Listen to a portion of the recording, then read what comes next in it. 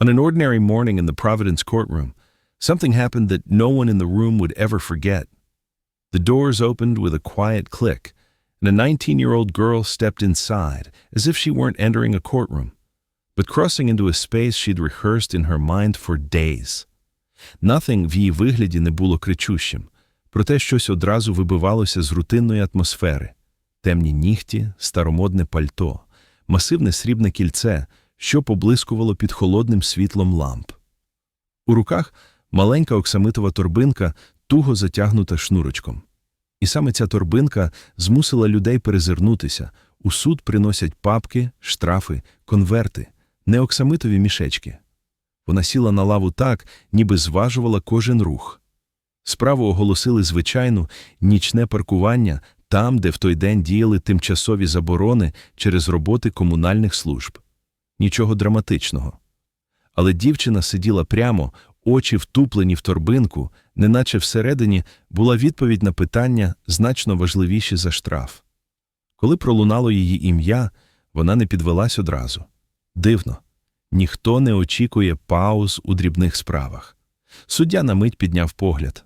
У залі стихло. Вона легенько розв'язала шнурок торбинки. Пальці рухались обережно, майже урочисто. Витягла одну карту, стару, з потертою рамкою, притисла її до долоні і прошепотіла щось ледь чутне.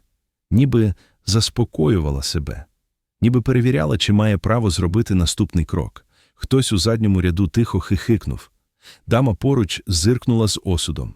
Молодик ближче до проходу вже тримав телефон так, щоб камера випадково бачила стіл судді. Всі відчули, що зараз станеться щось нетипове. Коли вона нарешті підійшла до мікрофона, рухалась неквапливо, але впевнено погляд спрямований не на людей, а на самого суддю, так, ніби вони удвох знали якусь таємницю.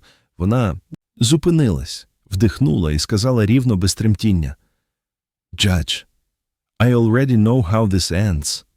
Простягнула руку і витягла з торбинки карту, але повернула її сорочкою догори, щоб ніхто не бачив зображення. В повітрі застигла хвилинна тиша, така тиша, що чути, як хтось натискає кнопку запису на телефоні. Суддя нахилив голову трохи вбік, ніби намагаючись прочитати більше між її словами, ніж вона вимовила. А вона стояла нерухомо, стискаючи карту, ніби тримала в ній власний вирок. Усім стало ясно. Це буде зовсім незвичайний штраф. Щось у її поведінці, стримана впертість, тривога в очах, натякало, що ця історія значно глибша, ніж здається. The judge let the silence settle before speaking. His tone steady but attentive. Miss, do you understand why you're here today? Her fingers brushed the edge of the hidden card, and instead of answering directly, she lifted her eyes with an odd calm. Some lessons come in strange forms, she said, quietly. A few heads turned. It wasn't disrespect. It was something else. A person who'd walked too long без опори і шукає сенсу в будь-чому, що лишилося. She exhaled, shoulders lowering just a fraction, and for the first time, її голос набув людяного тремтіння. I'm not here to make a scene. I work at a small bookstore down on Atwell's. I do little tarot readings on weekends. It's nothing serious. Just something people like. She paused, choosing words carefully. I live with my mother. She's been struggling a lot lately. Anxiety, depression. Lost her insurance 2 months ago. She said it matter-of-factly, but her jaw tightened, as if she'd repeated that sentence too many times in real life, hoping it would sting less. The judge nodded slowly, listening, not judging, just absorbing the context. She continued. This morning before coming here, I pulled a spread, just to calm myself, I guess. From inside the velvet bag, she placed another card on the table with trembling fingertips. Judgment, and it landed exactly on 11:30. That's when I was scheduled to appear. She tried to smile, but it faltered halfway. I thought maybe it meant something. Maybe it was a sign that things aren't falling apart completely. Her voice softened on the last words, as if she wasn't entirely convinced even while saying them. She swallowed. Everything feels unstable. Lately, I'm working 2 jobs. My mom barely leaves the house. I keep getting bills I can't cover. And then, this ticket, she breathed out a short, shaky laugh. It was just one more thing I couldn't control. From afar, вона могла здаватися впевненою. Інтонація рівна, погляд прямий. Але зблизька суддя бачив інше. Легке посмикування пальців, стислий плечовий пояс, ту напруженість, яку не навчишся грати. He leaned forward, shifting his attention to the first card she had laid down. The Tower. A symbol people often misinterpret. Chaos, upheaval, sudden collapse. He raised an eyebrow. Is that supposed to be a threat? Her face flushed instantly. No, sir. It's what my life feels like right now. Someone in the second row nodded slowly, recognizing the honesty in her tone. The room, which moments before buzzed with quiet amusement, grew still. Люди почали бачити в ній не ексцентричність, а в тому, яку ховає кожна молода людина, що тримає свою сім'ю на плечах. The judge's expression shifted, the professional distance залишився, але в очах з'явилася частка співчуття. He wasn't dealing with a prank or attention-seeking. He was dealing with someone who'd come to court не лише через штраф, а тому, що шукала підтвердження, що ще не все втрачено. And for the first time, she looked less like a girl performing a ritual, and more like someone trying desperately to steady a world that kept slipping out of her hands. The judge tapped his pen once against the bench, a small sound that pulled the room into sharper focus. All right, he said. Let's look at the evidence. She handed her phone to the clerk with hesitant fingers, as though the device itself carried a secret. The photo of the violation appeared on the courtroom monitor. A dimly lit street, a construction sign turned at an odd angle, barely readable. The judge leaned closer. That sign is facing the wrong direction, he noted calmly. A murmur rippled through the benches. How were you supposed to see a sign pointed toward a brick wall? He added. This time, the reaction was louder, a collective, low, ooh, as if the room had just witnessed a small crack in the case. But the judge didn't stop there. He narrowed his eyes, studying the metadata. Miss, he said slowly, why's the timestamp on this picture from the day before the ticket was issued? The color drained from her face. I didn't take that photo, she whispered. The judge didn't fill the silence. He let it sit, heavy and instructive. Then who did? She stared at the monitor, as if hoping the answer might change if she waited long enough. When it didn't, her shoulders curved inward. Someone sent it to me, she admitted. Who? His tone remained even, but firmer now, the tone of a man who had heard too many half-truths in his life and knew when a story began to tilt. She looked down at her hands, squeezing them together tightly. I don't want to get anyone in trouble. The judge exhaled slowly. Miss, did someone tell you to come prepared with this photo? A hush spread across the room. Even the people who had come for their own cases were now leaning forward, drawn into the tension as though watching a string pulled too tight. Her reply came barely above a whisper. It was my ex. The word itself felt like a stone dropped into water. The judge straightened, jaw setting slightly. She swallowed hard, voice cracking for the first time. He said, You never win in court unless you play the judge. The judge's expression didn't change quickly. It shifted with a measured, deliberate quiet, as though he were weighing the meaning behind each syllable. Play me, he repeated. No anger, no raised voice, just an unmistakable change in the air. A court that had gone from amused to alert. The girl pressed her lips together, suddenly fighting the urge to speak or stay silent. Both choices seemed dangerous. The judge glanced at the photograph again, then back to her. This isn't about a ticket anymore, he said, and everyone in the room knew he was right.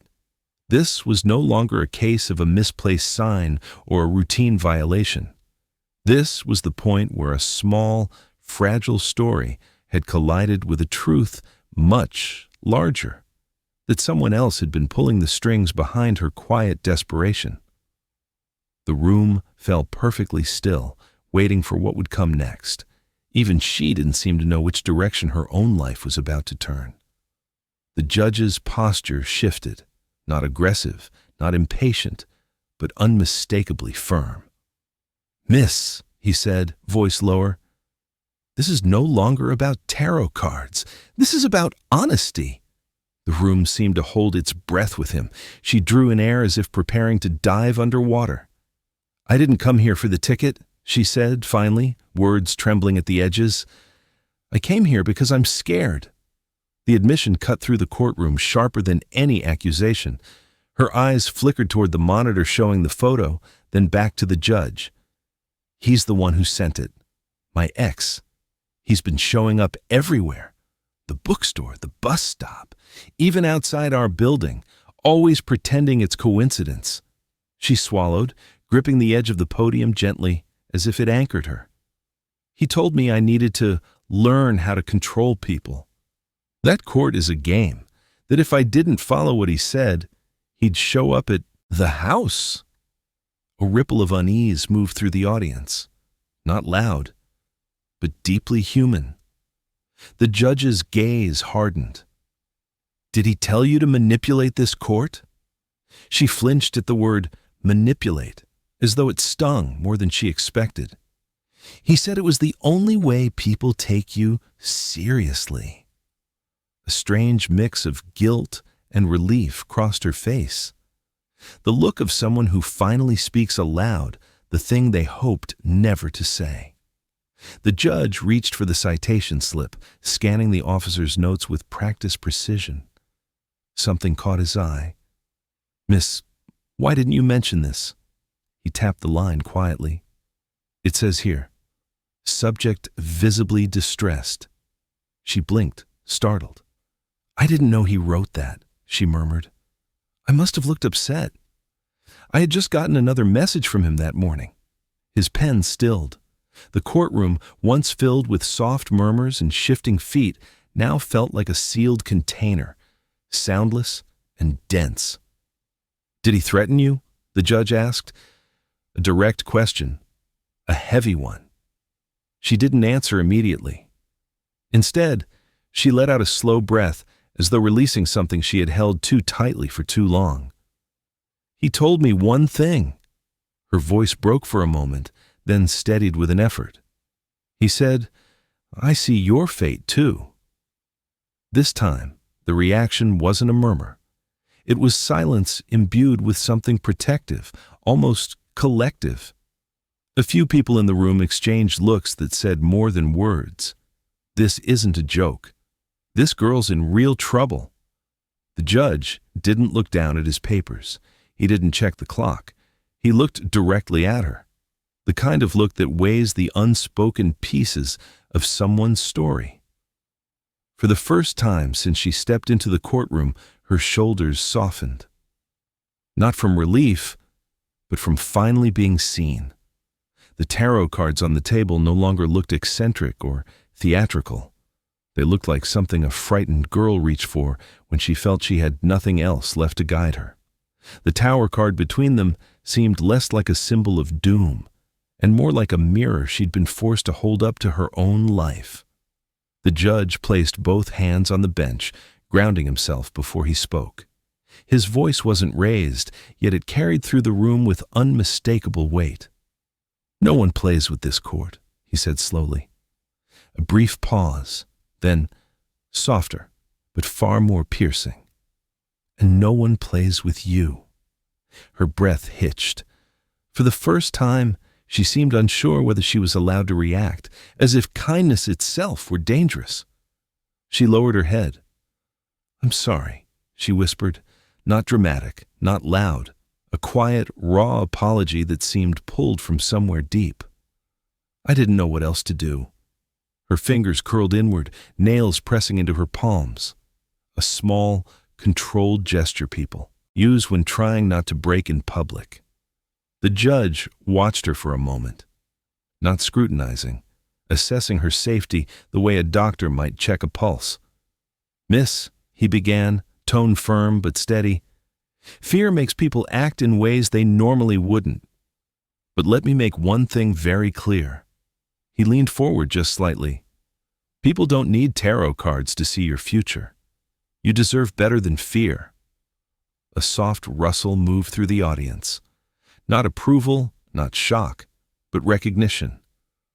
Older faces, worn with their own histories, seemed to nod almost instinctively. "The law does not punish victims for being scared," he added. She blinked rapidly, trying to hold herself together. Not crying, just trying to breathe without her voice cracking again. "Now," he continued, picking up the citation, "as for this ticket," he set the paper aside, "I'm dismissing it in full." The girl's shoulders lifted in a silent inhale, as if the air had momentarily grown lighter. But the judge wasn't finished. He signed a small note at the bottom of the file, deliberate, official, final. "I'm putting in a recommendation, safety check and follow-up." She looked up, confused for a moment. What does that mean?" "It means," the judge said, "that the police will be informed. They'll be authorized to speak with him, not to punish, to intervene, to make it clear he is being watched." The reaction in the room was not applause. That would have cheapened the gravity. Instead, a few women exchanged soft glances of relief. A man in the second row murmured, "Good call." Someone else breathed out, "She needed that." The girl pressed her lips together, emotions tightening her expression, but not spilling over. "Judge," she said quietly, her voice steadier now, but thick with gratitude she couldn't fully articulate. "I didn't come for justice. I didn't think that was possible today." She paused, meeting his eyes directly. "But I think I found it." A subtle nod from the judge, not triumphant, not dramatic, just the acknowledgement of a human moment that mattered. The courtroom, despite its silence, felt different now. Heavier with empathy, lighter with hope. And for the first time since she had entered, she stood a little straighter, like someone relearning the shape of her own confidence.